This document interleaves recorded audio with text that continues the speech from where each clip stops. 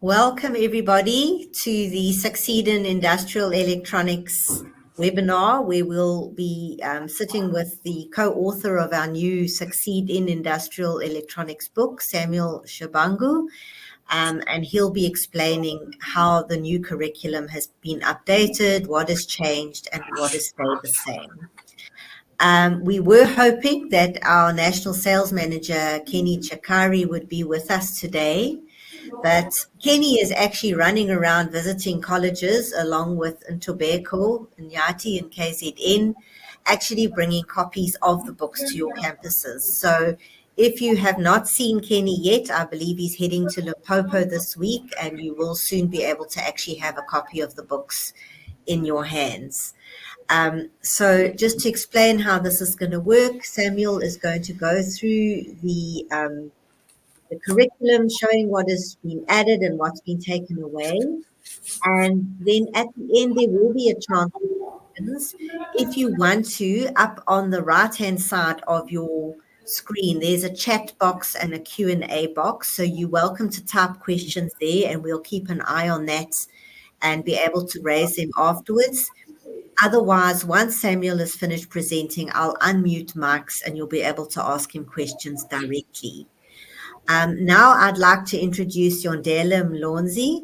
She is our publisher for TVET and has been instrumental in getting these books to the DHET for submission, and we've been successfully approved with good commentary. There is a handout in the box next to the chat, which will explain exactly what the DHE's comments were on the books as well. So Yondela can now introduce herself further and introduce Samuel and give you some background. Thank you. Hello, everyone, and welcome to the IEN4 webinar. Thank you so much for taking the time out to attend this webinar and hear us out. We've got some exciting new things. We are new in this. So this is our first book that we've published. We've never published in IEN4 before. So we are excited that you guys will really find our book beneficial and useful to you and your students. So for the Industrial Electronics N4, we had two authors, which is Samuel Shabangu, who will be presenting this webinar, as well as Dageni Mutsinyani. So our authors, they're both experienced lecturers. Samuel is at Mopani TVET College, and Mutsinyani is based in Vembe, TVET College. So they are experienced lecturers. They've marked externally and moderated externally as well.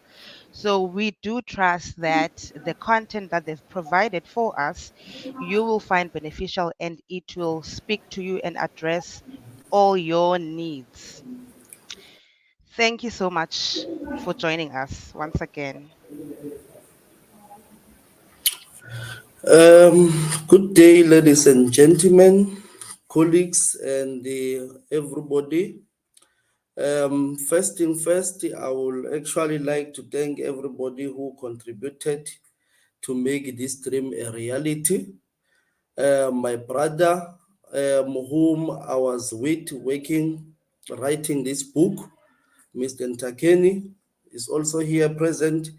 He will also be assisting in helping at the end of the presentation.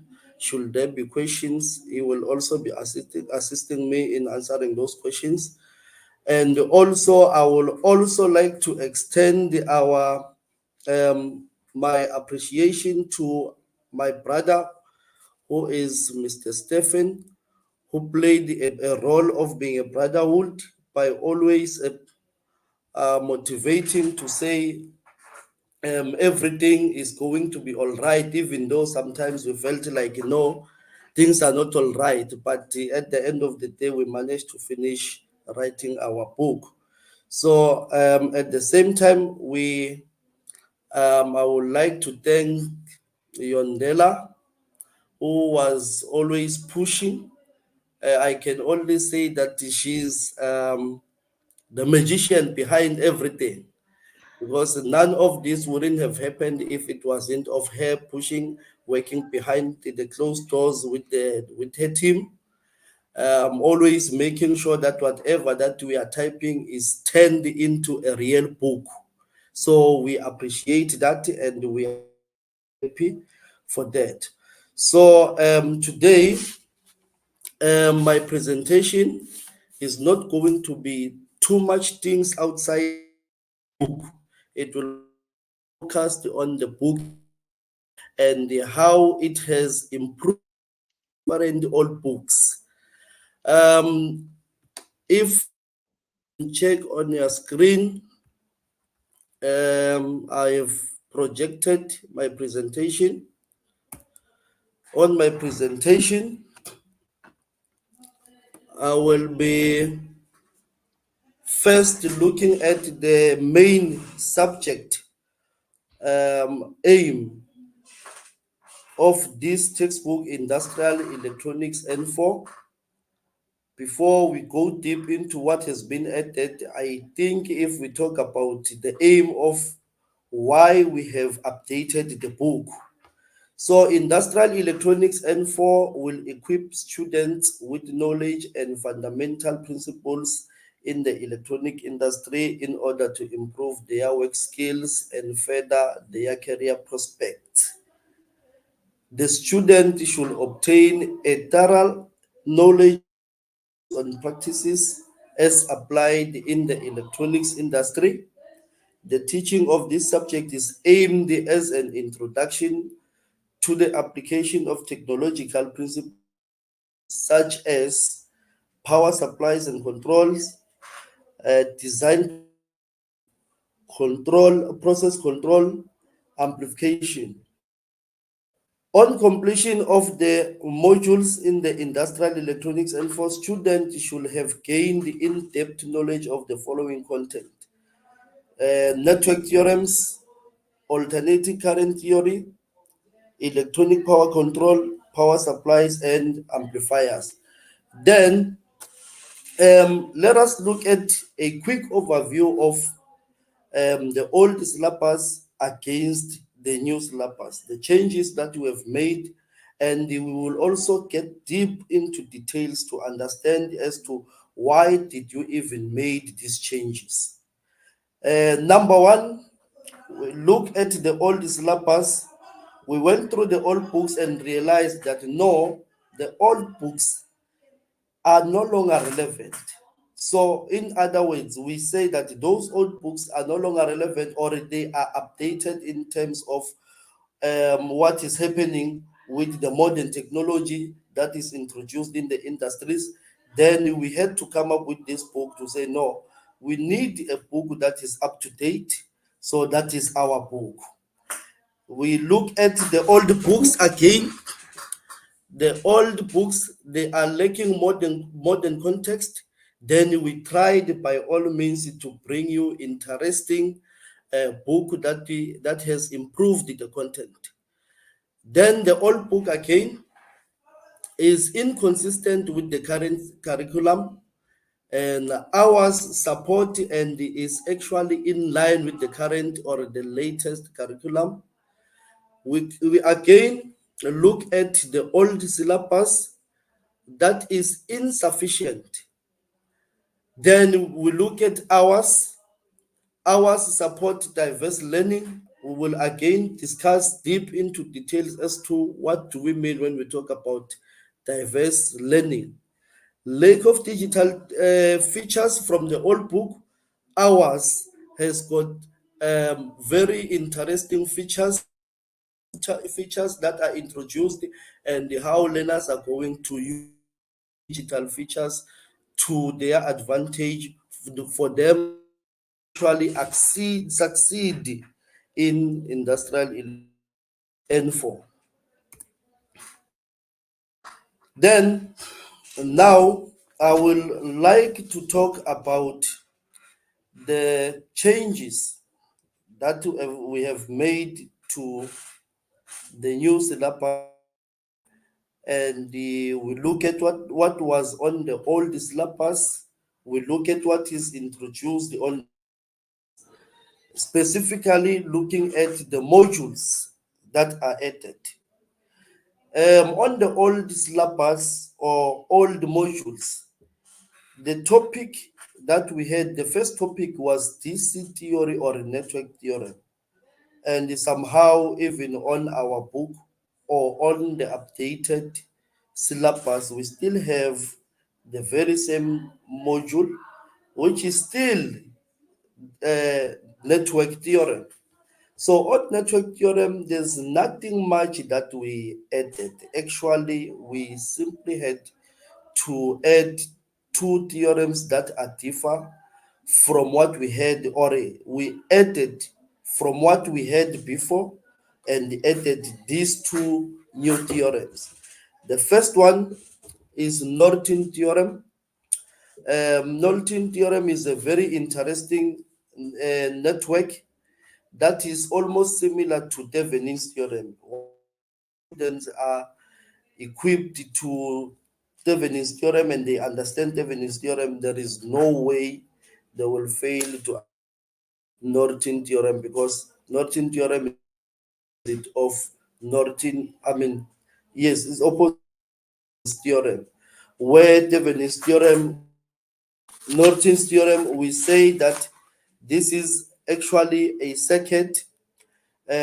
We talk about any linear circuit that can be replaced by an equivalent circuit consisting of a voltage source and a resistor connected in series. So, what are we actually saying is, at the end of the day, after you've simplified your complex circuit, it has to be only the voltage source connected in series with a resistor. That will only be what we call our Norton theorem.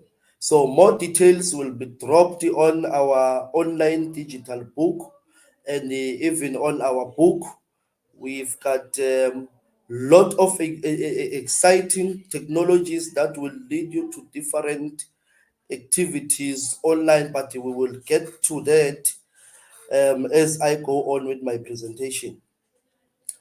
Then we have added again another theorem that is called maximum power transfer. On maximum power transfer, here we are actually talking about the power that is delivered to the load. To say that the power that is delivered to the load is actually the same as the internal resistance and also the resistance that is on the load. So these two resistance are the same, then the power that will be delivered to the load is going to be deemed as the maximum power. And this whole thing, this kind of networks or theorem that we'll be working with, we are going to call it a maximum power transfer theorem. So these are the changes that were made only on topic one, or to simply say that on module one. We move to topic or module number two. Module number two, we have AC theory.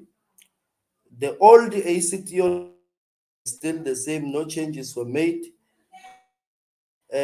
Those who drafted the syllabus felt that no, there shouldn't be any changes because the module is still relevant.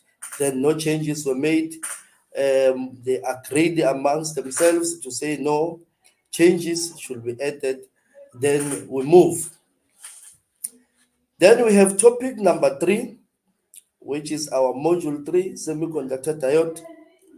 On semiconductor diode, we did not add much because we said when we look at the previous syllabus, we discussed different types of diodes. Unfortunately, we did not touch the likes of Scotchy diode, GANs, and Alavanche diodes. So we simply added those diodes to say no, if these diodes can be added, then they will form part of the types of diodes that were previously listed. Then we looked at this diode. Since diodes are falling under the family of semiconductors, um, those who drafted the syllabus also felt the need that diodes are also related to all the components that are falling under the semiconductors. Then there was a module that was called electronic power control. It was a separate module, and when we look at the two, there is a relationship between the two, semiconductor diode and electronic power control. Then we had to merge the two and make it one module, where the electronic power control module, which was separate from the semiconductor diode, is now added under the semiconductor diode. So when we go deep into electronic power control, that when we talk about the likes of um, SCR, silicon controlled rectifiers, we talk about the triacs, we talk about diac. So all those components that are working under the family of PN junction or semiconductor materials are now added under the module semiconductor. Then we moved to topic number 4. Topic number 4, we have power supply. On power supply, we have felt that nothing much has been added, because when we look at the old power supply, even as much as we are introducing technology to a power supply, the technology is added after or on top of what is already known. So what is already known will actually serve as the basic part of the power supply. Then we felt no, the basic part of power supply is still important. And therefore, in level 4, or simply to say in N4 level, we should not make changes. But then as we continue in N5, that's where we are going to start bringing in some changes on top of power supplies. Then we decided to leave it like that. Module number 5, we have transistors and amplifier devices. When we look at transistors and amplifier devices, here what was added is actually a knowledge of transistors. Transistors were introduced, but they were not introduced to the last, from the beginning to the end. Why? Because back then we used to have N1, N2, N3, but now that N1, N2, N3 has been phased out, so we felt there's going to be a gap between the gap that will be left by N1, N2, N3. So to cater for that gap, we had to introduce this knowledge of transistors, because back then the learners will just come to N4 having gotten that information from previous levels N2, N3, and N1. So now that the N1, N2, N3 are phased out, so we go deep. So to cover for that gap, so meaning the student should not worry to say, now I'm starting from N4 and N4 is a bit difficult. No, now the gap has been covered, everything is well, learners will be happy, they are not going to miss out on any exciting content that has been added. We also added transistors from push-pull amplifiers, feedback mechanisms, and operational amplifier, which was a subject, which was a module from the old syllabus, is now added under transistors and amplifiers. Why? Because when we talk about transistors, when we talk about amplifiers, transistors is operating in 3 regions. I know my good lecturers are listening here. They already understand and know transistors. So as We know that transistor is acting as an amplifier in active region, meaning there is a connection between transistors and amplifiers. Then we merge the two together. Then it becomes a sequence whereby learners they will understand where does the amplifiers coming from. Then we have also um, syllabus. All from our old modules we had transducers, and again we are still having transducers, but under transducers this time around we have added LCD, liquid crystal display. Was added and we removed what we had under transducers, which was testing equipment where the focus was only on oscilloscope, where learners were expected to calculate the also to label and know the internal part of oscilloscope, calculating the number of divisions per number of frequencies per divisions. All those things were simply removed, and we introduced an LCD. Why an LCD? Because we looked at the modern technology. Modern technology revolves around LCD. Whatever that we will be doing, it's on an LCD. Like, let me make an example. When we talk about simply a seven segment display is also displayed on an LCD. Um, we also talk about the car speedometer, new car speedometers, they are displayed in an LCD. So we felt the need normal. Let us bit by bit try to be closer to the modern technology so that our learners will be in line, or our subject industrial electronics will be in line with the modern technologies. Before I move to my next presentation, if there's anyone who's having some questions on what I have already discussed before I move on, please, the what you call, I'm still here before I move. Um, Okay.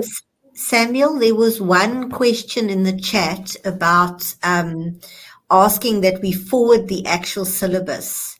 Where will people actually find the new syllabus? Is it available from the DHET? Can I answer that, Yes, James? Yandela, yes. Yes, the DHET is meant to send the new syllabus to the colleges, right? So we cannot necessarily share the syllabus with the colleges Mm. because they may be, they must get the final copy from DHET. However, our student book and um, lecturer guide, they cover that. So you'll find that at the beginning of each module, there's a list of learning outcomes. Those learning outcomes are coming straight from the syllabus, as well as in the lecturer guide, there's a teaching plan. That teaching plan has the learning outcomes straight out of the syllabus. So with the same numbering and everything. So you can literally use that as a guide if you do not have the actual document, which is the actual syllabus. So yes, but I think the head of departments will should receive that from the department, the syllabus from the department. I hope I've answered that Great. question. Yeah, I think so.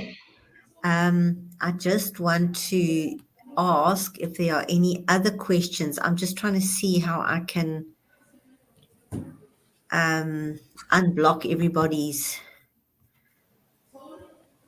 Oh, Okay. to unmute them. unmute the attendees. I'm not seeing where I normally do that, but if you can just, I see Lazo the question. yes, there we go. There's a question in the chat. Lazola is asking, do we need to do addition in complex numbers, only, or also teach N3 work again in this new syllabus? Okay, to answer that, Lazola, this time around, we are going to do RLC, but not in complex numbers. So, um, from the previous one, yes, we used to convert it from polar form to rectangular form, but this time around, we just shoot straight because these complex numbers, there are more of mathematics because there is also part of complex numbers in mathematics. But when we set down what we are doing is more of mathematics. Here, let us by saying we should in our RLC, we've got RLC series circuit, RLC. Say for example, we are given RLC circuit parallel, series circuit. So the formula to determine the total impedance ZT is equals to the square root of R squared plus square root, close open bracket x c minus xl or vice versa into squared. So with by just using that formula, it will make our job to be simple. And also at the same time, please remind your learners not to confuse the reactance of an inductor and the reactance of a capacitor when it comes to substituting on that formula.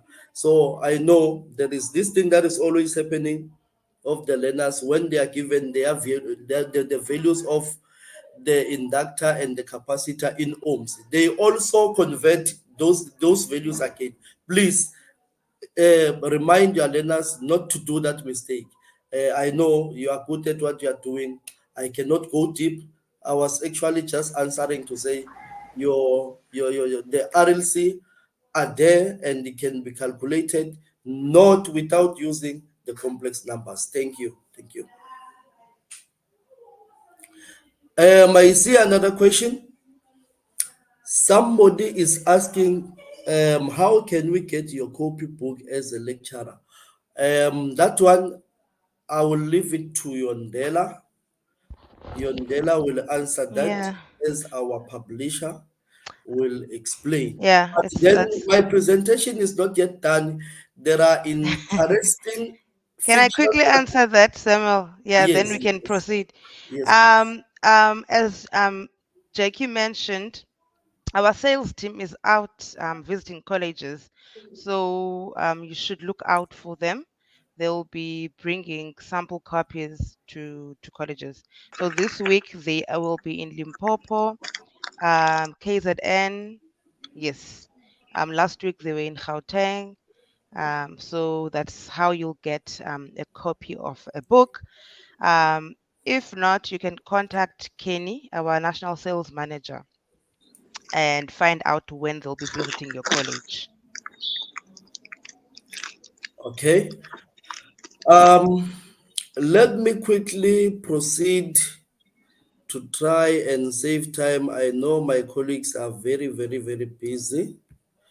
Um, I'm on my um, teaching time and offering type of the subject. The subject, especially for full-time learners, nothing has changed. It will be offered in 7 to 8 weeks. That is a total of 49 days for those who are full-time, for full-time learners. And as for part-time learners, there are no conditions. If you decide to attend for a week, it's fine. For as long as at the end of the day you are going to cover test one, test two, not assignment one, assignment two, test one, test two, then it's fine. So that one I will leave it to your colleges for their schedule. It's them who will decide for part-time. But for full-time, it's a mandate from DHT, not from ours. On our side, we just introducing the or to simply update the book. That is all that I can say. Then I can move to the next part of my presentation, whereby we will be looking at the internal assessment and the weightings. So as for this one, I cannot dwell much on this. My colleagues already know this information that is extracted from course guide or ICAS 2024. So that is where we are getting our instructions from. So nothing has changed again.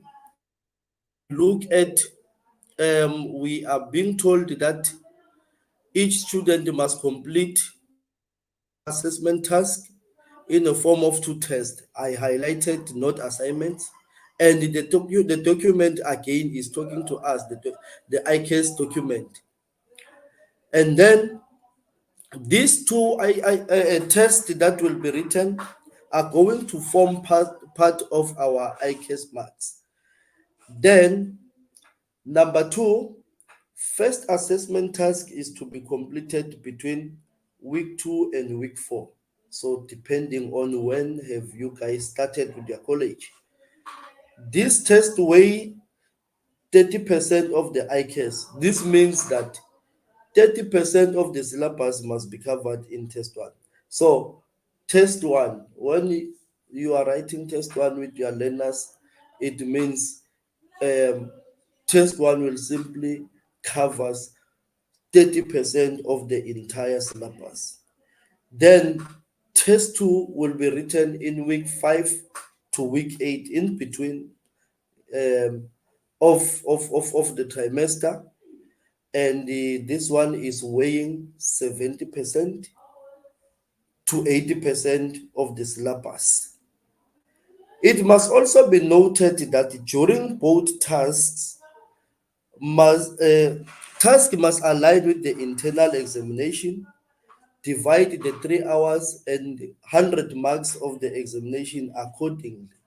So I know my colleagues sometimes they are not fair to our learners when it comes to this.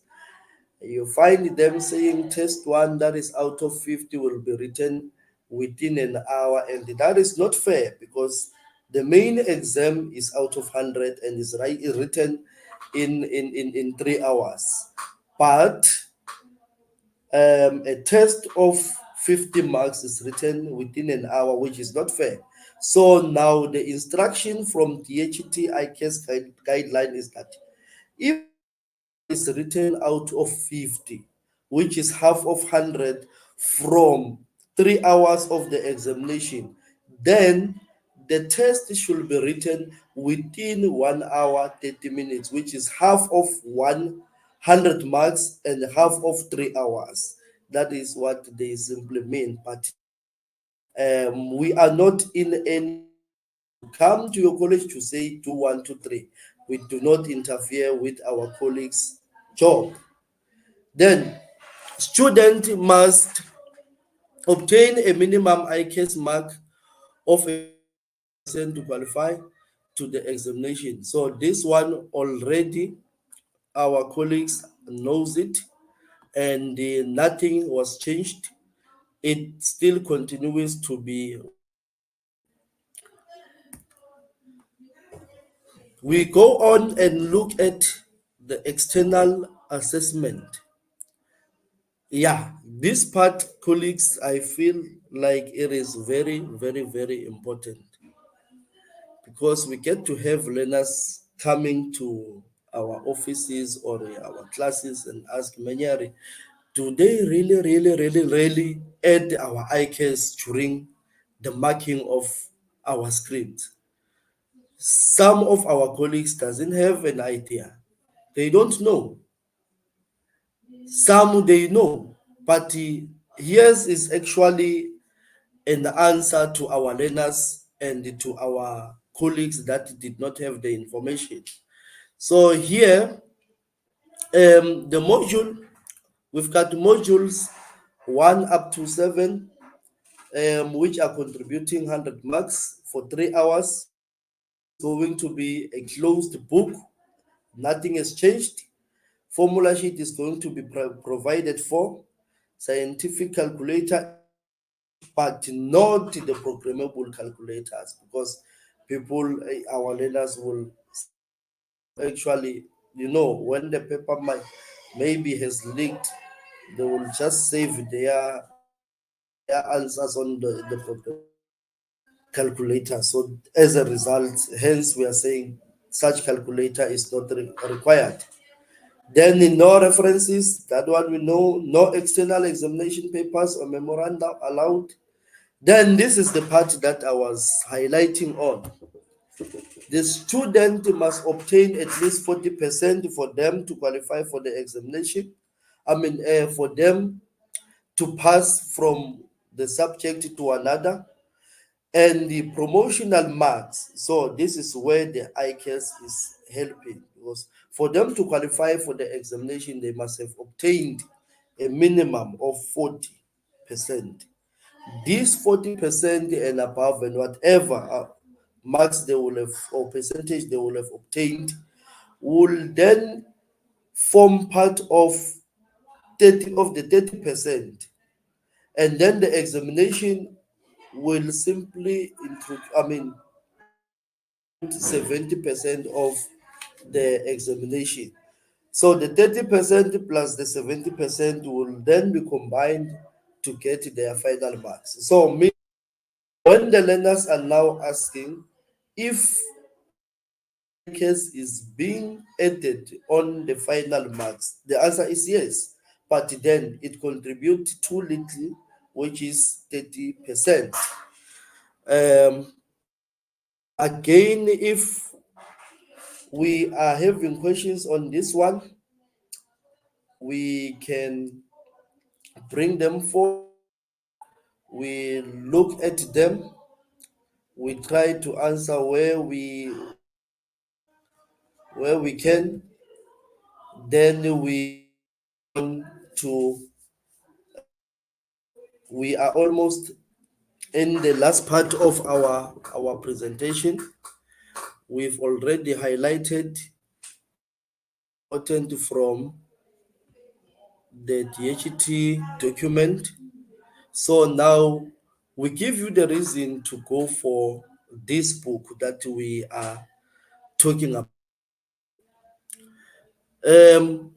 We are going to look at the importance or the benefit of having our textbook. Um, this textbook is actually designed specifically for TVET students. Remember, the syllabus TVET colleges is actually as the syllabus of um, so hence we are saying it is designed specifically for TVET students. Number two, it supports the latest curriculum. So by saying it supports the latest curriculum, what we mean is our textbook align with the current educational standards and curricula. So meaning you will never go wrong. You will never be in a position whereby you are having our book, then at the same time you feel like part of the syllabus is not in our book. No, this book has everything, and I can assure you. Number three, we talk about digital features. So when we talk about digital features, here we are simply saying that our book come with digital components such as interactive multimedia and online resources. How to Because I know some of you are already asking themselves, what do I mean? And because you will be having a hard copy. By looking at the on your always a topic or a unit to say topic one, network theorems, and then before we introduce the topic, we have placed what we call a QR scanner, a QR code. That QR code, our learners are, I can say most of our learners are having smartphones. You place your camera on the QR code, it will give you a link. Click on the link, it takes you directly to YouTube. When you get into the YouTube, it will then using network theorems. So meaning it is in line with our book. So go to YouTube, search about a lot of things. Just by using the camera, you place code. There is a link that will be displaying on your phone. You click on the link, it will automatically lead you to YouTube videos that talks about network the very same topic that we will be talking about. It cannot take you to a lot of topics. No, it will simply take you directly to a video that talks about network theorems, Kirchhoff's theorem, for example. So that is what we mean when we talk about digital fixtures. Then, number three, we are talking about support diverse learning. Under support diverse learning, this include diverse perspectives, examples, and case studies. So by saying case studies, we are talk about modern case studies. Case studies, I can say, real case studies are real things that will actually bring the picture to the learners to say about one, two, three. They talk about what they already have in their mind. It's a situation that they once came across. So now we take all those things from things that they see around, then now we turn them into learning and into of learning. Then we move on to activities and exam practices. So that is our textbook. We have a lot of and those activities together with the exam practice are activities that are actually going to help you to succeed. Number two, those activities are in line with the question papers, the latest question papers, meaning if you can take the previous three question papers, you will see the questions from that exam being our activities and exam practice from this book. Then we are having also worked examples. So as a lecturer, when you we are not going to worry about anything. You don't have to worry, and then you start researching, going seeking information about how to solve one, two, three. So, meaning even if you are a first time lecturer, you are teaching the subject for the first time, you are not going to worry because every worked example goes with a comment. We comment to simply the reason we substituted with this is because of one, two, three. The reason we added this is because of so by the end of each activity as a lecturer, you will have gained a lot. You will even change of teaching. You will, I'm telling you, you are going to be very, very happy. This is the same as saying we have key terms and mock exam and the marking guideline. I will allow our colleagues to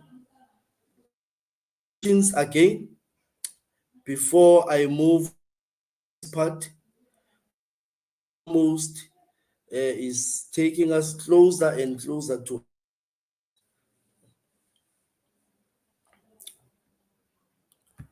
Okay. So far I don't see questions from the chat box. Since there are no questions from the chat box, I assume that my colleagues are allowing me to move to the next part, which is fine. Um, then I can move on to the next part. On our next part, we are then talking about our lecturer's guide. What do we have on our lecturer's guide? What is also what are the benefits from purchasing our lecturer's guide? We have what we call teaching plan for each module. This is what we are going to cover. We have it covers the general aim of the subject. We provide fully worked out answers for activities and exam practice questions. We have PowerPoint presentation available on EduZone. We have mock exam and marking guideline. We are also aimed at improving the quality of work and safety. So these are the benefits of our lecturer's guide. Then our next part. So when we talk about mock exam and marking guideline, so the mock exam, um, we look at the benefits because these mock exam are found at the end of each module, and what are the benefits of these mock exams? Number one, we say that these mock exams are actually there to assesses the knowledge of the student. How do they assess the knowledge of the student? They assess the knowledge of the student by helping them they are actually helping the student to evaluate and, and and understanding and the retention of materials. Then we have number two, they identifies weaknesses. This means that these mock exams are actually going to pinpoint areas where student needs improvement. So if the learners knows that they are weak somewhere, they will get to find it out by going through these mock exams, because this is more like an examination, but at least you get a chance to always go back and rectify what was wrong or what needs to be done.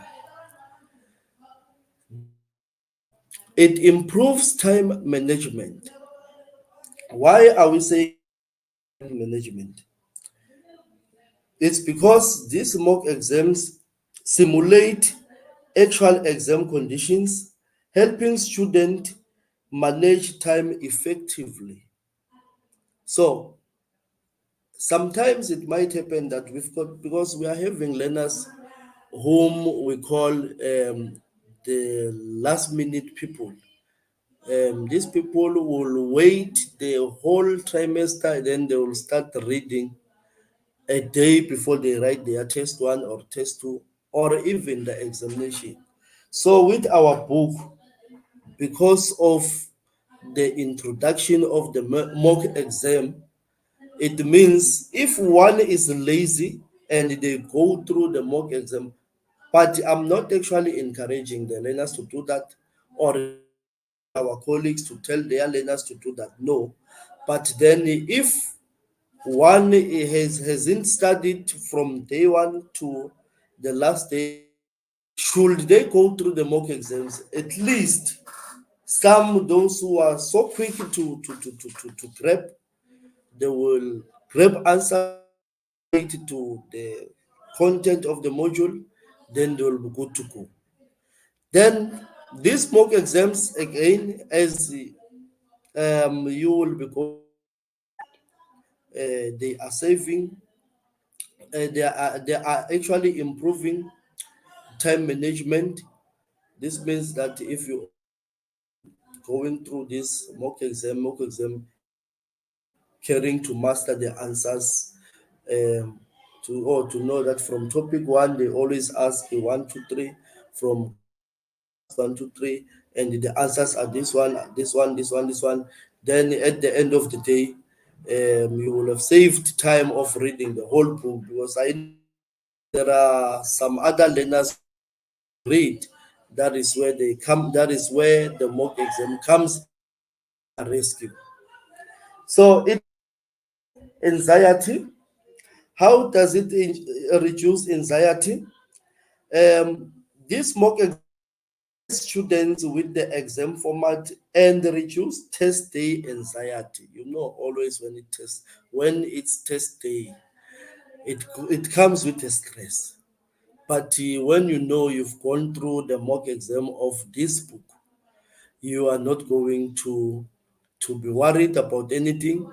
You will always be confident that you are going to make it. I've already highlighted that you are going to be confident. And when we look at our next point, there it talks about the boosting of confidence. So once the confidence is boosted, then you've got nothing to worry about. Then we talk about the enhances problem solving skills. So in this one, we mean that the mock exam will provide an opportunity to practice applying knowledge to solve skills. Um, this one again, this one I cannot dwell much on it. It's straightforward. It actually improve the solving skills. Then we have it develops exam techniques by saying it develop exam techniques, meaning the student, it will help the student to learn different strategies for tackling different question papers. This one, not necessary to say question papers, but different question types. That is how our um, mock exam and marking guidelines are going to assist our learners in achieving their goal. I thank everybody who is here, who took part in actually attending our presentation of our book. Um, that is the end of my presentation.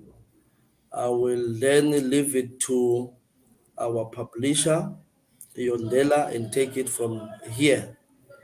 Thank you very much.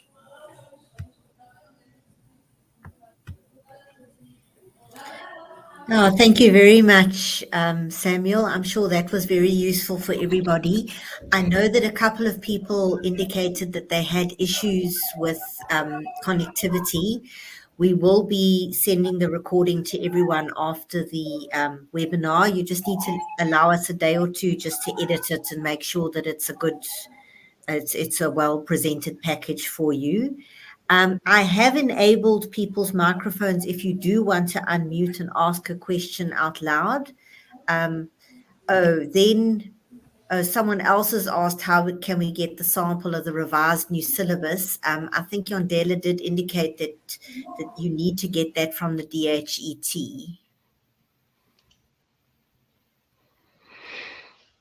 Yondela, over Yes. to Oh, yeah, you. yeah. Oh, yes, yes, Jackie.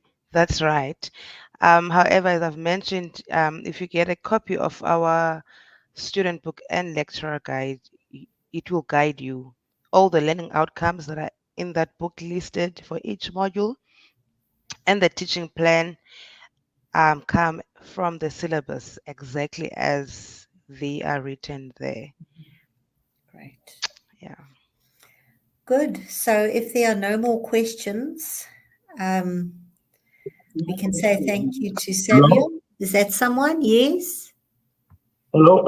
I wanted to find out, Lazola, I think I've asked this Yes. question from the beginning of the what you call a presentation. Yes. My question is, I believe it's a revised syllabus, which is a new syllabus. Yeah. And now I was asking based on the chapter AC theorem, because we've been doing an RLC calculations. Like it can be RL, RC, and RLC with the complex numbers. But I've heard that from the author that is mentioning now the root, which is using the that notation, not the J notation. So what is it that we need to work with when it comes to the N4 syllabus regarding the complex numbers? Do we use the normal notation or the J notation? Because it must be one of the two. But I will fail to understand if we teach the N3 RLC and then we still have to do the same thing on an N4 level. I thought the N4 is supposed just to start on a complex number, straightforward. Thank you. That's my question. I just want to get a clarity on that. Thank you, Lazola. Um, question, Lazola. I believe you can hear me properly that side. Yes. Um, Actually, when we are doing the RLC or on the ACT, you are simply going to be asked to determine the total impedance. Usually, that is the first question that they ask. So, you as a learner, or maybe as a learner, it doesn't matter how you arrive to the answer, because even if you use the J notation or um, the other method of determining the total impedance, at the end of the day, the answer will be the same. It does not, the new syllabus does not specifically say that whenever you are asked to determine the total impedance, specifically should use the complex numbers to determine. No, you can use whatever method.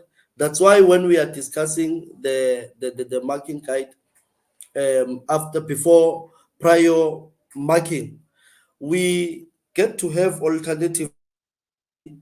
Um, One can use this method, or others will decide to use this method, but at the end of answer will be the same. So what I'm trying to say is, if you are already using the still shy away from them, but if you feel like, no, I want to use modes of getting the answers, still you are more. I think I've answered your question to your level of expectation.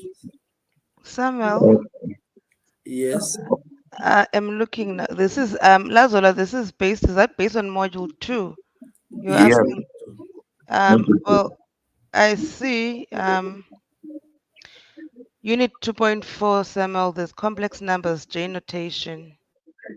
Mm-hmm. So it says apply the information given in RLC series or parallel circuits using complex numbers to calculate voltage, current, inductive reactance, and impedance and all of that. So what isn't that the same? Um, it is the same. That's why Uh, I'm saying, when you do the calculations, remember, Lazola, Yeah.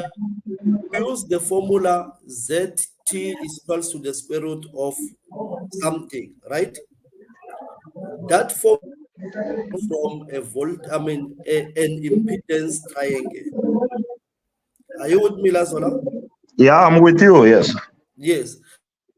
Coming from an impedance triangle, and from that impedance triangle, That's where we actually we can also use the J notation from the, because on the again, that's where we talk about our R, which is our the longest side.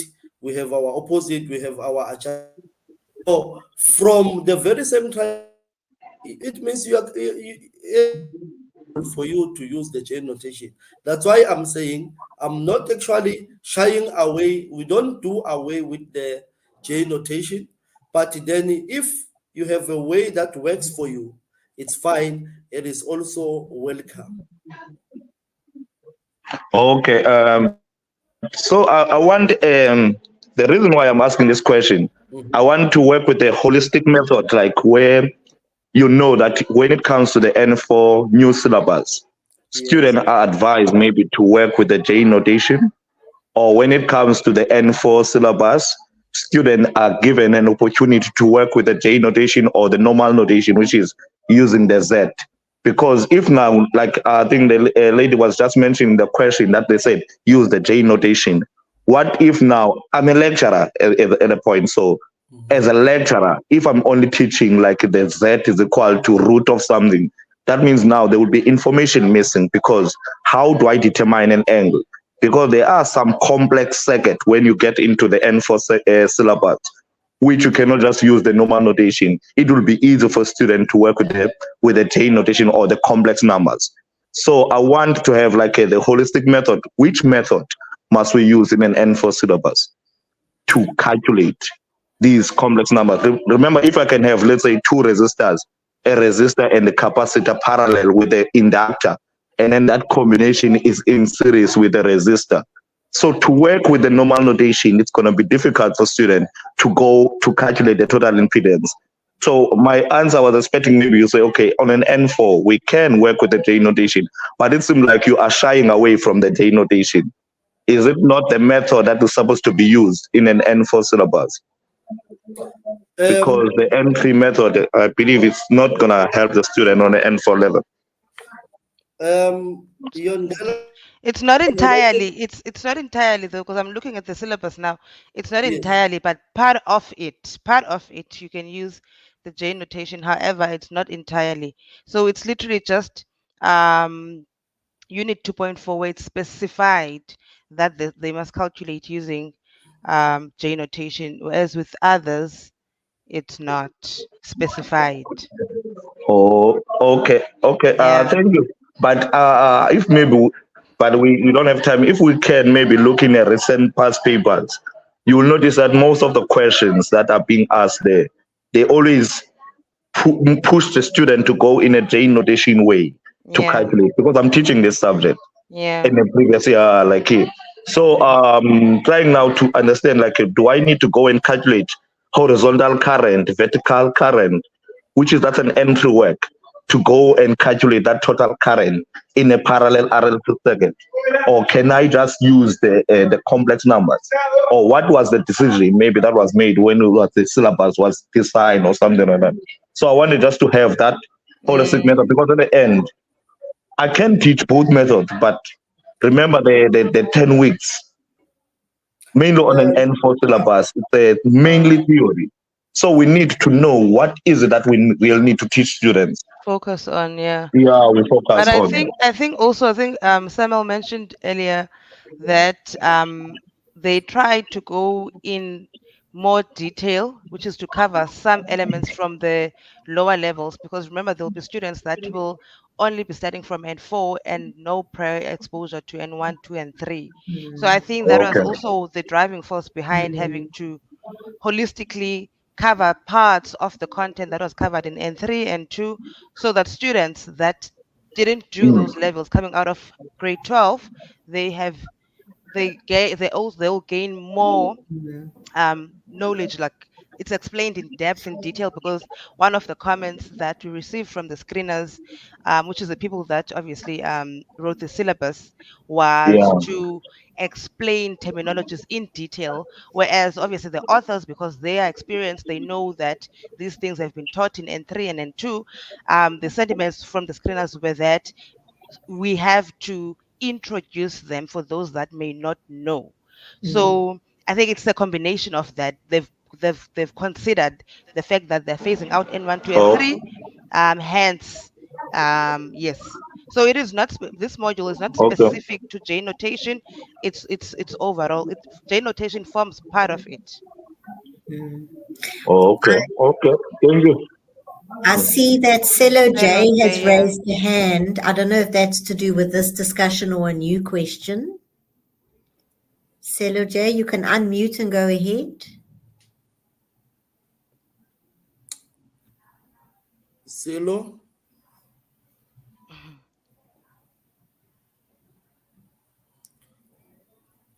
You should, Okay, Silo you should be is able to. I'm not sure.